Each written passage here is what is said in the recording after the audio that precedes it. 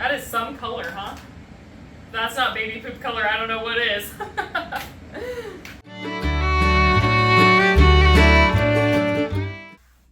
Hi, you guys. Welcome back to Kirshner Farmstead.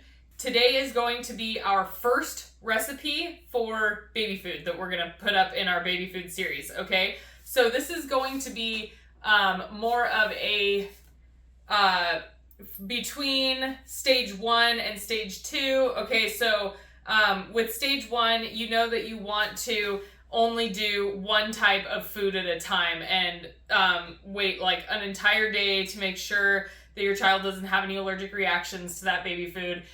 You can start doing that around 4 months.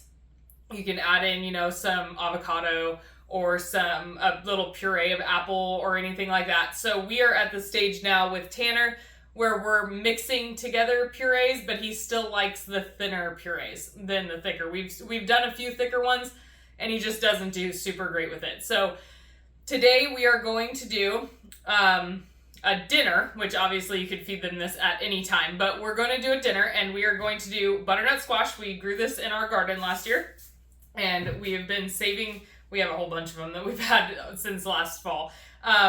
We are going to do, so it's going to be butternut squash, Swiss chard, baby Swiss chard. Okay, so the thing with Swiss chard is it can be bitter if you let it bolt. So bolting means that the plant is going to seed, right? So you have lettuce, kale, Swiss chard, any leafy green is going to at some point bolt. Well, actually, technically, any vegetable is going to bolt at some point.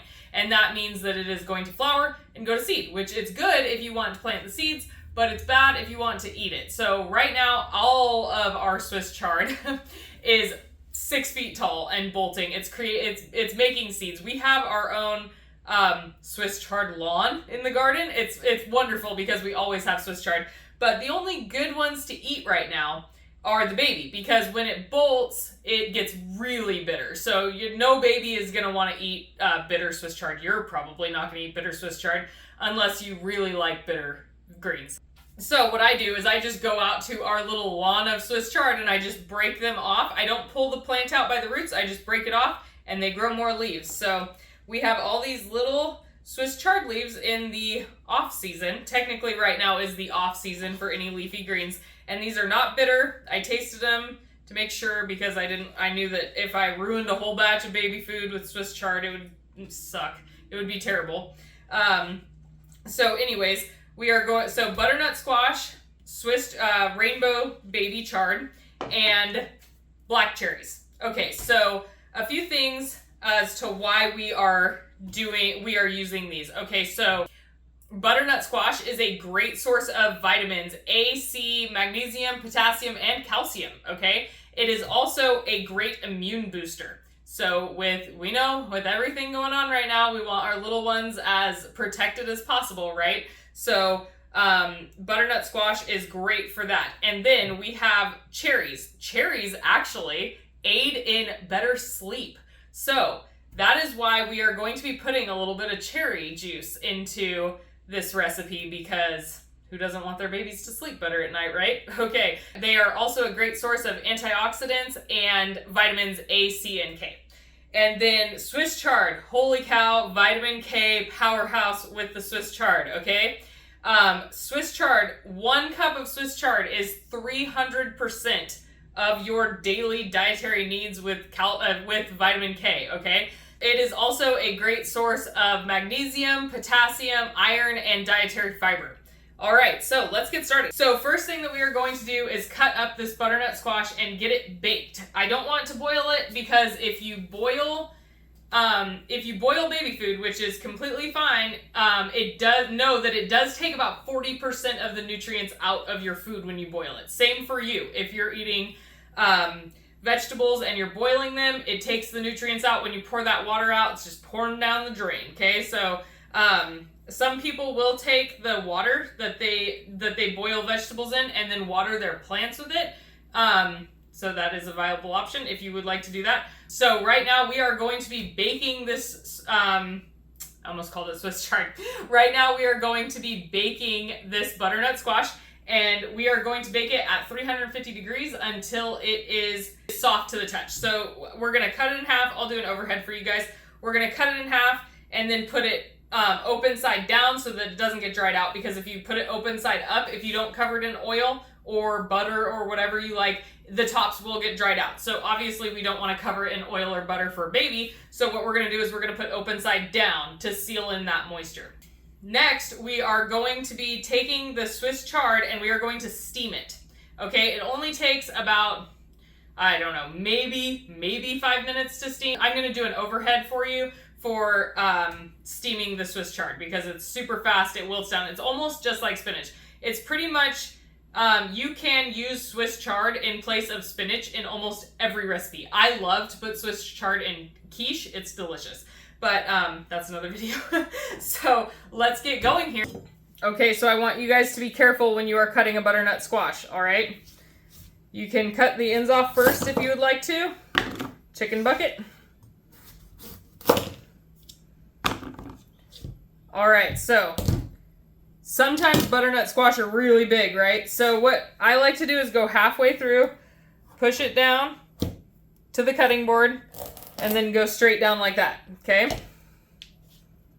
Now, if you guys have an organic butternut squash and you want to be growing a garden, then you can take those seeds and scrape them out of there, and you can save them to grow from your garden.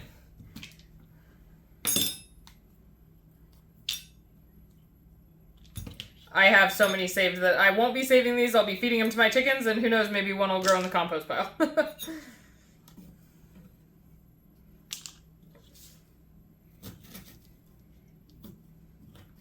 I believe that this was a Waltham butternut that we grew.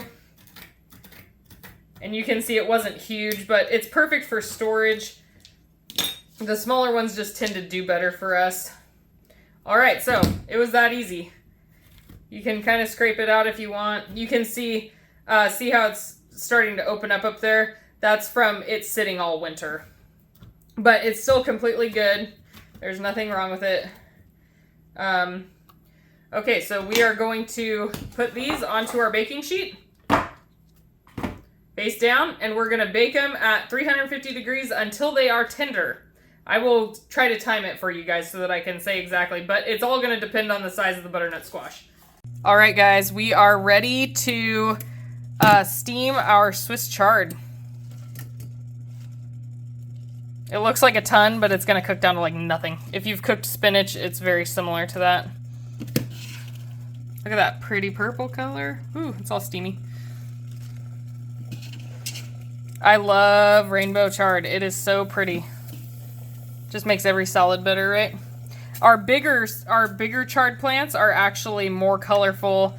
They've got some orange going on and some salmon colors. But the babies are coming out, a lot of them are coming out green, but that's what we get until the big plants are done seeding, and then I'll cut them down and they'll grow back. Okay, you guys, so our butternut squash is out of the oven. I tell you, it is so hot in here right now. Whew, too hot of a day to have that oven going all day, but that's okay. You can see what it does to the bottom of a pan. About halfway through baking, it took about 45 minutes, which I've found to be average, even with the smaller ones. The dark that you see, that is the sugars caramelizing. So the sugars like get hot and burn, right? We can just peel off the skin, most of it. You can also turn it over, see how it's kind of dark. That got a little dark, but that's okay. It's still hot. And you can pull the skin off to puree it up.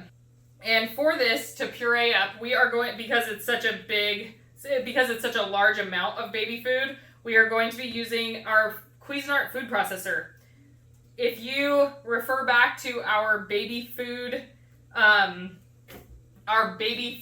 gadgets video that I made, you can see all of the stuff that I use for different types of baby food making. I will link that at the end of this video. All right, so our Swiss chard is very cooked down. As you can see, we are going to add it into the butternut squash. We have our 1 cup of cherry juice. So the way that I made this is I had 9 pounds of cherries that we got and they were starting to go bad. They were like right there. So what I did is I just threw them all, I washed them really well. I threw them all in a pot and I cooked them down a bit so that they all like burst open. And then I took and smashed them while they were cooking, and I just kept smashing them so that all the juice came out. And then I took them, and to get the pits out, I ran them through a colander, like with a plastic, actually, with this plastic potato masher. This thing actually is not my favorite potato masher, but it is my favorite to use for stone fruit when I'm making the juice for my jams and jellies, because we have these little tiny native plums. Some people call them cherry plums. They're wild plums though, and they are really hard to pit. They're harder than cherries. So what we do is we just cook them down and then we smash them in a colander, and with a pretty large colander with holes in it. Big, like not a screen, like an actual colander with decent sized holes. And I just smash and smash and smash and smash until I can get as much of the flesh from the fruit down through it, and then the skins and the pits and the skins, the pits, and the stems are all left in the bowl. And then I feed that to the chickens, and I cannot tell you how many trees we have gotten that way, because even after cooking, the pits will grow. So that is how I get my cherry juice, and that's the same way that I do it for making plum jam too. So unfortunately, our entire plum harvest was destroyed this year, so we will not be able to be making any plum jam from our trees, but we might be able to source them from some friends or family. But to be honest, we got so much plum last year. I'm pretty sure that I still have at least 4 or 5 gallons of plum juice, not counting the like 40 jars of jam that I made, so we might not need it. But anyways, back to baby food. Okay, so that's how I got my cherry juice. It has all of the pulp. So like if you were to buy like orange juice with pulp, this is like cherry juice with all the pulp. So we're gonna add that in there. And we are gonna get this going. Oh, oops, wrong way. I like to use my Cuisinart when I need a really, really fine puree, because I can turn it on and just leave it on there instead of like when I use my emulsion blender or immersion blender, whatever you want to call it. When I use that, it doesn't get quite as thin of a puree as I do with the other one, as I do with this. So I can just turn this on, let it go, and it turns into like almost pure liquid. All right, so this is actually more like an applesauce consistency. I'm actually really excited to try it. Ooh, that's good. It's like butternut squash with a more earthy flavor to it because of the Swiss chard. But it's good, and it's like, it has a little bit of sweetness, a little bit of tartness from the cherries. I definitely think that Tan will eat that. Tanner's nickname. We call him Tan. Anyways, yeah, let's get that bagged up. That is delicious. I think it's gonna be a hit. Sorry if you guys can hear the fan. I have got to turn the fan on. I am cooking in here. Holy cow. Literally and figuratively. So if you revert back to our baby food making supplies video, you will see our Infantino squeeze station on there. It is one of my favorite baby food making items. It is totally not necessary, but man, does it make life easier when you can just feed the baby and let them, you know, everybody loves the baby pouches, right? So I even know adults that want to get one, so that they can make applesauces for their lunches. And if you do go back and watch the supplies video that I made, you can see that you absolutely do not need one of these. All you need is some ice cube trays, a bowl if you just want to keep it, if you want to make really small batches and keep it in your fridge. All you really need is a bowl. Wow, this butternut squash did not make very many pouches. I think I'm only gonna get 7.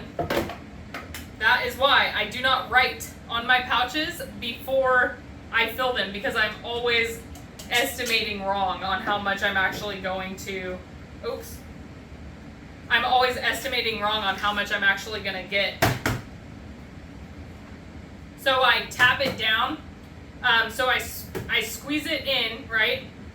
And then I tap it down, and then I pull it off. And sometimes if you don't tap it, there'll be food in the like nipple part of this, and it'll shoot back out when you unscrew it. That is some color, huh? That's not baby poop color, I don't know what is. All right, you guys, so we wound up with 7 pouches of our baby food. I hope that you enjoyed this video, and if you did, please like and subscribe. We are going to have a whole series on baby food making, so if you want to see more, like, subscribe, and share with your friends. All right, you guys, have a great day. Bye.